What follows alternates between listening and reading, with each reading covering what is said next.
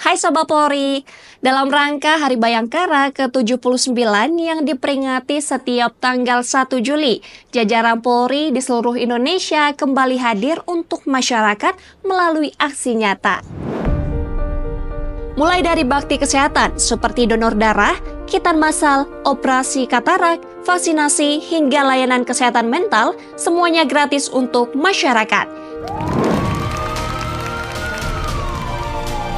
Tak hanya itu, ada juga bakti sosial berupa pembagian sembako, bantuan mobilitas untuk difabel, hingga pelatihan untuk pengemudi ojek online.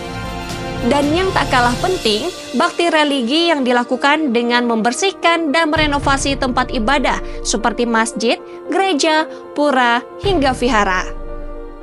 Seluruh kegiatan ini dilaksanakan secara serentak dari tingkat Mabes Polri, Polda, Polres, hingga Polsek agar bantuan benar-benar sampai ke tangan yang membutuhkan.